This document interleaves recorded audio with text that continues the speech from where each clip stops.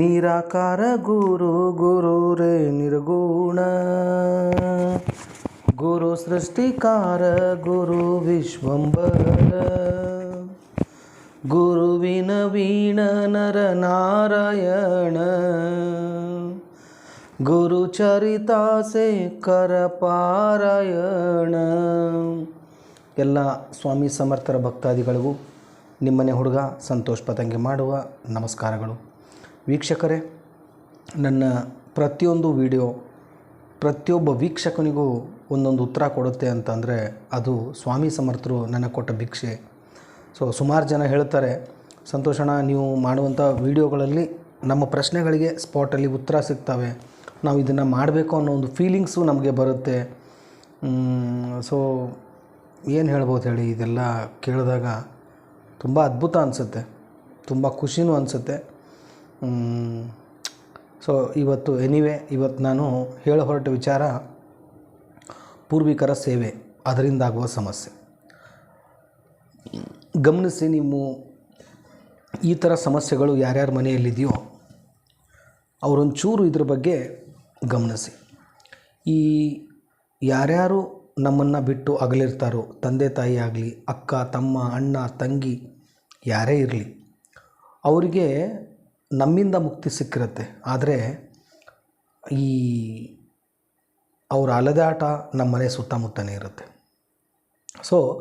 ಇದು ಯಾವ ಥರ ನಿಮಗೆ ಹೇಳಬೇಕು ಅಂತಂದರೆ, ಫಸ್ಟು ಯಾರ ಮನೆಯಲ್ಲಿ ಪೂರ್ವಿಕ ಸಮಸ್ಯೆ ಇರುತ್ತೋ ಅವ್ರ ಮನೆಯಲ್ಲಿ ಪೂಜೆ ಮಾಡಬೇಕು ಅಂಥೇಳಿ, ನಾಳೆ ಪೂಜೆ ಮಾಡೇ ಬಿಡೋಣಪ್ಪ ನಾವು ಅಂಥೇಳಿ ಡಿಸೈಡ್ ಮಾಡಿರ್ತಾರೆ. ಪೂಜೆ ಮಾಡೋಕ್ಕಾಗಲ್ಲ. ಇವತ್ತು ಸಾಯಂಕಾಲ ದೀಪ ಅಂಟಿಸೋಣಪ್ಪ, ನ್ಯಾಯವಾಗಿ ಪ್ರೀತಿ ವಿಶ್ವಾಸದಿಂದ ಎಲ್ರಿಗೂ ನಾವು ಚೆನ್ನಾಗಿರೋಣ ಮನೆಯಲ್ಲಿ, ಆಗಲ್ಲ. ಇದು ಒಂದು ಕಾರಣ. ಇನ್ನೊಂದು, ಕ್ಷಣ ಕ್ಷಣಕ್ಕೂ ಮನೆಯಲ್ಲಿ ಜಗಳ, ಗಂಡ ಹೆಂಡತಿ ಮಧ್ಯೆ ಮಾನಸಿಕ ತೊಂದರೆ ಎಲ್ಲಿವರೆಗೂ ಇರುತ್ತೆ ಅಂದರೆ ಡೈವರ್ಸ್ ಮಾಡಿಬಿಡೋಣಪ್ಪ. ಎಷ್ಟೋ ಘಟನೆಗಳು ಡೈವರ್ಸ್ ಆಗಿದ್ದು ಉಂಟು. ಪ್ರತಿಯೊಂದು ಡೈವರ್ಸ್ಗೆ ಹಿಂದೆನೂ ಪೂರ್ವಿಕರ ಕಾರಣ ಅಂತ ಹೇಳಕ್ಕೆ ಬರಲ್ಲ, ಅದು ಅವರವರ ಮೈಂಡ್ಸೆಟ್ ಮೇಲೆ ಹೋಗುತ್ತೆ.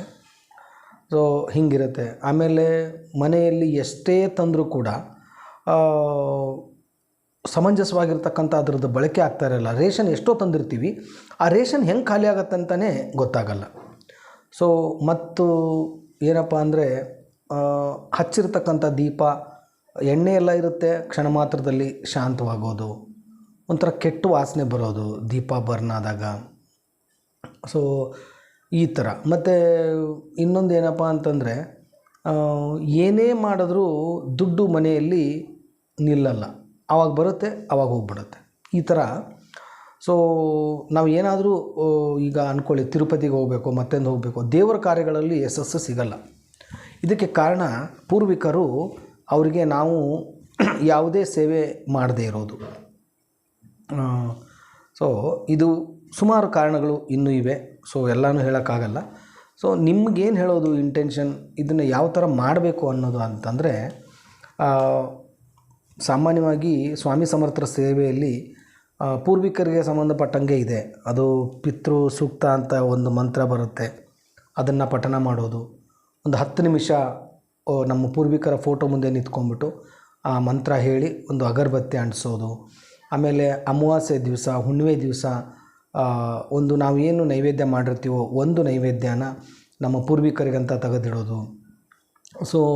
ಪ್ರತಿ ದಿವಸ ಇರುವೆಗಳಿಗೆ ಚೂಲ್ಪ ಸಕ್ಕರೆ ಹಾಕೋದು.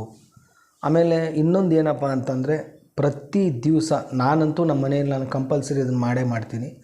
ಏನಪ್ಪ ಅಂತಂದರೆ, ಹಾಲು, ತುಪ್ಪ, ಸಕ್ಕರೆ, ಹಾಲು, ತುಪ್ಪ, ಅನ್ನ, ಈ 3 ಅಮೃತಕ್ಕೆ ಸಮಾನ. ಇವು 3 ಕೂಡ, ಇವುಗಳನ್ನು ಮಿಶ್ರಣ ಮಾಡಿ ನಮ್ಮ ಮನೆ ಮೇಲಿಡೋದು. ಅದನ್ನು ಗಮನಿಸ್ಬೇಕು ನೀವು, ಅದನ್ನು ಕಾಗೆ ತಿಂತಾ ಇದ್ದಾವ ಇಲ್ವಾ, ಇದನ್ನು ಗಮನಿಸಬೇಕು. ಇದರಿಂದ ಕೂಡ ನಿಮ್ಮ ಆರ್ಥಿಕ ಪರಿಸ್ಥಿತಿ, ಬರ್ತಕ್ಕಂಥ ಸಮಸ್ಯೆ ಕ್ರಮೇಣವಾಗಿ ದೂರ ಆಗೋದು. ಇದನ್ನು ನೀವು ಮಾಡ್ತಾಯಿದ್ರೆ ಮನೆಯಲ್ಲಿ ಒಂದು ಹ್ಯಾಪಿನೆಸ್ ಬರೋಕ್ಕೆ ಸ್ಟಾರ್ಟ್ ಆಗುತ್ತೆ. ಸುಮಾರು ಸಮಸ್ಯೆಗಳು ನಿಮಗೆ ದೂರ ಆಗ್ತವೆ. ನೀವು ಇದನ್ನು ಪ್ರಯತ್ನ ಮಾಡಿ. ಇದು ಏನೋ 1000-10,000 ಗಟ್ಟಲೆ ಖರ್ಚು ಮಾಡುವಂಥದ್ದಲ್ಲ.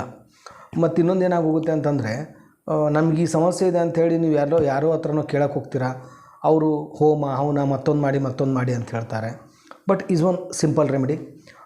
ಪ್ರತಿ ದಿವಸ ಇರುವೆಗೆ ಒಂಚೂರು ಸಕ್ಕರೆ ಹಾಕಬೇಕು. ಅದು ಯಾವ ಮೂಲೆ ಅಂತಂದರೆ ದೇವಮೂಲೆ, ನಿಮ್ಮ ಮನೆಯ ದೇವಮೂಲೆಯಲ್ಲಿ ಕಿಟಕಿಯಲ್ಲೋ ಮತ್ತೊಂದೆಲ್ಲೋ ಇರುವೆ ತಿನ್ನೋ ಥರ ಇರುವೆಗೆ ಸಕ್ಕರೆ ಹಾಕಬೇಕು. ಆಮೇಲೆ ಪ್ರತಿ ದಿವಸ ಸಾಧ್ಯವಾದಷ್ಟು 12 ಗಂಟೆಗೆ, ಅದು ಪಿತೃಗಳ ಒಂದು ಊಟದ ಸಮಯ 12 ಗಂಟೆ, ಆ ಸಮಯದಲ್ಲಿ ನೀವು ಅದನ್ನು ಮಾಡೋದರಿಂದ ತುಂಬಾ ಉತ್ತಮ. ಆಮೇಲೆ ಪ್ರತಿ ಅಮಾವಾಸ್ಯೆ ಪಿತೃಗಳಿಗೆ ಒಂದು ಸ್ವೀಟ್ ನೈವೇದ್ಯನೋ, ನಮ್ಮೂರ ಕಡೆ ಅಂತಾರೆ ಕರ್ಚಿಕಾಯಿನೋ ಹೋಳಿಗೆನೋ ಕರೆದಿರ್ತಕ್ಕಂಥ ಐಟಮು ಮಾಡಿ ಮನೆ ಮೇಲೆ ಇಟ್ಟು ಬರೋದು. ಅದು ಹೆಂಗಾಗೋಗುತ್ತೆ ಅಂತಂದರೆ, ಈಗ ಒಂದು ವಾಟ್ರ್ ಪೈಪ್ ಇರುತ್ತೆ, ವಾಟ್ರ್ ಪೈಪಲ್ಲಿ ಎಲ್ಲಾದರೂ ಬ್ಲಾಕೇಜ್ ಆಯಿತು ಅಂತಂದರೆ ನೀರು ಪಾಸ್ ಆಗಲ್ಲ. ನಮ್ಮ ಜೀವನದಲ್ಲಿ ದೇವರ ಒಂದು ಕೃಪಾಶೀರ್ವಾದ ನಮಗೆ ಸಿಗಬೇಕು ಅಂತಂದರೆ ಈ ಬ್ಲಾಕೇಜಸ್ಗಳು, ಅಂದರೆ ದೇವರು ನಮ್ಮ ಪೂರ್ವಿಕರಿಗೆ ಕೇಳ್ತಾರಂತೆ ಏನಂತಂದರೆ, ನಿಮ್ಮ ಮಕ್ಕಳು ಮೊಮ್ಮಕ್ಕಳು ನಿಮ್ಮ ಸೇವೆನ ಮಾಡ್ತಾ ಇದ್ದಾರಾ ಇಲ್ವಾ ಅಂತ ಕೇಳಿದಾಗ ನಮ್ಮ ಪೂರ್ವಿಕರು ಹೇಳ್ತಾರಂತೆ, ಇಲ್ಲ ನಮ್ಮ ಎಲ್ಲ ಸೇವೆ ಕರೆಕ್ಟಾಗಿ ಅವ್ರು ಮಾಡ್ತಾಯಿದ್ದಾರೆ, ನಿಮ್ಮ ಕೃಪಾಶೀರ್ವಾದ ಅವ್ರ ಮೇಲೆ ಆಗಲಿ ಅಂಥೇಳಿ ಅವರಿಗೆ ಕೇಳ್ಕೊತಾರೆ. ಸೊ ಇದು ಆವಾಗ ಸಂಪೂರ್ಣವಾಗಿ ಆ ಒಂದು ಸೇವೆ ನಿಮಗಾಗತ್ತೆ. ಆಮೇಲೆ ಇನ್ನೊಂದು ಏನು ಹೇಳೋಕ್ಕೆ ಇಷ್ಟಪಡ್ತಾ ಇದ್ದೀನಿ ಅಂತಂದರೆ, ಯಾರು ದತ್ತಾತ್ರೇಯ ಮಹಾರಾಜರ ಆರಾಧನೆ ಮಾಡ್ತಾರೋ, ಆಮೇಲೆ ದತ್ತಾತ್ರೇಯ ಮಹಾರಾಜರ ಪ್ರತಿ ದಿವಸ ಅವರ ಪಠನ ಮಾಡ್ತಾರೋ, ಅವರಿಗೆ ಒಂಚೂರು ಈ ಕುಲದೇವರ ಕೃಪಾಶೀರ್ವಾದನೂ ಇರುತ್ತೆ, ಜೊತೆಗೆ ಪೂರ್ವಿಕರ ಕೃಪಾಶೀರ್ವಾದನೂ ಇರುತ್ತೆ. ಯಾಕಂದರೆ ದತ್ತಾತ್ರೇಯ ಮಹಾರಾಜರು ಮುಕ್ತಿ ಕೊಡುವಂಥ ದೈವಿ ಶಕ್ತಿ, ಅದು ಮಹಾನ್ ದೈವಿ ಶಕ್ತಿ. ಪ್ರಪಂಚದಲ್ಲಿ ಗುರು ಪರಂಪರೆಗೆ ಪ್ರಪ್ರಥಮವಾಗಿರ್ತಕ್ಕಂಥ ಒಂದು ದೈವಿ ಶಕ್ತಿ ಅಂದರೆ ಅದು ದತ್ತ ಮಹಾರಾಜರು. ಅವ್ರ ಬಗ್ಗೆ ಎಷ್ಟು ಹೇಳಿದ್ರು ಕೂಡ ಕಡಿಮೆನೇ. ಸೊ ನನ್ನ ಪುಣ್ಯ ಅದು. ಎಷ್ಟೋ ದಿನಗಳು ನಾನು ಗಾಣಗಾಪುರಕ್ಕೆ ಹೋಗಿ ಸೇವೆ ಮಾಡಿದೆ. ನಾನು ಹುಚ್ಚಿನ ಥರ ಮಹಾರಾಜರನ್ನ ಪೂಜೆ ಮಾಡ್ತೀನಿ, ಹುಚ್ಚಿನ ಥರ ಪ್ರೀತಿ ಮಾಡ್ತೀನಿ ಮಹಾರಾಜರಿಗೆ. ಸೊ ಇಲ್ಲಿ ಏನಾಗೋಗುತ್ತೆ ಅಂತಂದರೆ, ದತ್ತ ಮಹಾರಾಜರಿಗೆ ಸಂಬಂಧಪಟ್ಟಂಗಂಥ ಜಪ ತಪ ಹೋಮ ಹವನ ಇವನ್ನೆಲ್ಲ ನೀವು ಮಾಡೋದ್ರಿಂದ, ಅಥವಾ ಗಾಣಗಾಪುರಕ್ಕೆ ಹೋಗಿ ನೀವೇ ಹೋಗ್ಬಿಟ್ಟು ಅನ್ನದಾನ ಮಾಡೋದ್ರಿಂದ ನಿಮ್ಮ ಪೂರ್ವಿಕರಿಗೆ ಊಟ ಮಾಡಿಸಿದಷ್ಟೇ ಅದು ಫಲಪ್ರಾಪ್ತಿಯಾಗಿರುತ್ತೆ. ಆಮೇಲೆ ಇಲ್ಲಿ ನಿಮ್ಮೂರಲ್ಲೇ ದತ್ತಾತ್ರೇಯ ಮಹಾರಾಜರ ದೇವಸ್ಥಾನ ಇದ್ದಾಗ ಅಲ್ಲಿ ಹೋಗಿ ಅನುಷ್ಠಾನ ಮಾಡೋದಾಗಲಿ, ದತ್ತ ಮಹಾರಾಜರ ಒಂದು ಜಪ ತಪ ಅಲ್ಲದೆ ನಿಮಗೇನಾಗುತ್ತೆ ಅಂದರೆ ಸಿಗುತ್ತೆ, ಇಲ್ಲ ನೀವು ಈ ಥರ ಮಾಡ್ಬೋದು, ಏನಾದರೂ ಒಂದು ದಾರಿ ಕಾಣುತ್ತೆ, ನಿಮಗೇನು ಸಮಸ್ಯೆ ಕಾಡ್ತಾ ಇದೆ. ಸೊ ಇಷ್ಟೊಂದು ಇದೆ ಪೂರ್ವಿಕರ ಸೇವೆ ಕಂಪಲ್ಸರಿ. ನೀವು ಇಲ್ಲಿ ನಿಮ್ಮದೇನು ಇನ್ವೆಸ್ಟ್ಮೆಂಟ್ ಇಲ್ಲ, ಬರೀ ಒಂದು ಮುಟ್ಟಿಗೆ ಅಕ್ಕಿ, ಅಂದರೆ ಅದನ್ನು ಮಡಿಯಿಂದನೇ ಮಾಡಬೇಕು ನೈವೇದ್ಯಕ್ಕೆ. ಅದನ್ನು ಮಾಡಿರೋದು ವಾಪಸ್ ಎಲ್ಲೂ ಬಳಸ್ಕೊಡ್ದು. ಸೊ ನಿಮ್ಮ ಮನೆಯಲ್ಲಿ ಈ ಥರ ಸಮಸ್ಯೆಗಳು ಬರ್ತಾಯಿದ್ರೆ ಒಂಚೂರು 21 ದಿವಸ ನೀವು ಇದನ್ನು ಮಾಡಿಬಿಟ್ಟು ನೋಡಿ. ಸೊ ನಿಮಗೆ ಗೊತ್ತಾಗುತ್ತೆ. ಸೊ ನಿಮ್ಮ ಲೈಫಲ್ಲಿ ಏನಾದರೂ 21 ದಿವಸದಲ್ಲಿ ಚೇಂಜಸ್ ಆಯ್ತಪ್ಪ ಅಂತಂದರೆ ಖಂಡಿತವಾಗಿಯೂ ಅದನ್ನು ಮುಂದುವರಿಸಿ, ತುಂಬಾ ಒಳ್ಳೆಯದು. ಇಷ್ಟು ಮಾಡಿ ನೀವು ಆ ಒಂದು ದೈವಿ ಕೃಪೆಗೂ ಪಾತ್ರ ಆಗ್ತೀರಾ, ನಿಮ್ಮ ತಂದೆ ತಾಯಿಗೂ ಮುಕ್ತಿ ಸಿಗುತ್ತೆ. ಬದುಕಿದ್ದಾಗಂತೂ ಇವತ್ತಿನ ಟ್ರೆಂಡ್ ಹೆಂಗಾಗೋಗ್ಬಿಟ್ಟಿದೆ ಅಂತಂದರೆ, ಇವ್ರು ಯಾವಾಗಾದರೂ ನಮ್ಮನ್ನು ಬಿಟ್ಟು ಆಕಾಶದ ಮುಖ ನೋಡ್ತಾರೆ ಅನ್ನೋ ಪರಿಸ್ಥಿತಿ ಇವಾಗಿನ ಟ್ರೆಂಡ್ ಬಂದು ನಿಂತ್ಕೊಂಡ್ಬಿಟ್ಟಿದೆ. ಯಾರೂ ಸೇವೆ ಮಾಡೋಕ್ಕೆ ಇವಾಗ ತಯಾರಿಲ್ಲ. ಇವಾಗ ಎಲ್ಲ ಕೂಡ ಚೇಂಜ್ ಆಫ್ ಟ್ರೆಂಡಿಂಗು. ನಾನು, ನನ್ನ ಹೆಂಡ್ತಿ, ನನ್ನ ಮಗ, ನನ್ನ ಮಗಳು, ಇಷ್ಟೇ ಸಂಸಾರ. ತಂದೆಗೆ ನೋಡ್ಕೋಬೇಕು, ತಾಯಿಗೆ ನೋಡ್ಕೋಬೇಕು, ಅವು ಯಾವ ಥಾಟ್ಸು ಇಲ್ಲ.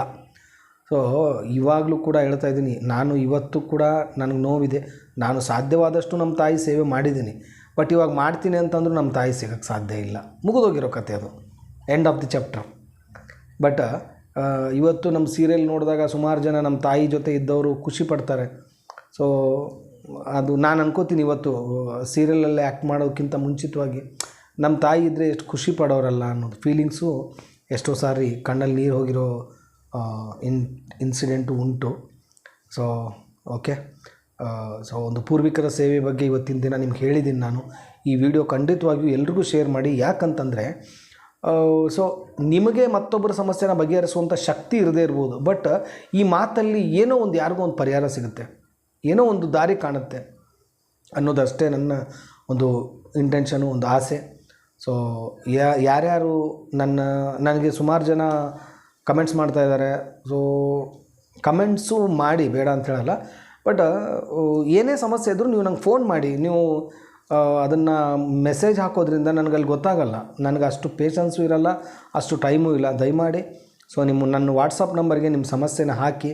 ಸೊ ನಾನು ಅದನ್ನು ಸಾಧ್ಯವಾದಷ್ಟು ನಾನು ಖಂಡಿತವಾಗಿಯೂ ಮಹಾರಾಜರ ಮುಂದೆ ಇಟ್ಟು ನಿಮಗೊಂದು ಮಹಾರಾಜರದ್ದು ಒಂದು ದಾರಿ ತೋರಿಸ್ತೀನಿ ಅಂತ ಹೇಳ್ತಾ ಇದ್ದೀನಿ. ಸೊ ಇಲ್ಲಿಗೆ ಈ ಒಂದು ವೀಡಿಯೋನ ಮುಗಿಸ್ತಾ ಇದ್ದೀನಿ. ಮತ್ತೆ ಒಂದು ಹೊಸ ವೀಡಿಯೋ ತೊಗೊಂಡು, ಆಡಿಯೋ ತೊಗೊಂಡು ನಿಮ್ಮ ಮುಂದೆ ಬರ್ತೀನಿ. ಅಲ್ಲಿವರೆಗೂ ಶ್ರೀ ಸ್ವಾಮಿ ಸಮರ್ಥ. ಜೈ ಜೈ ಸ್ವಾಮಿ ಸಮರ್ಥ.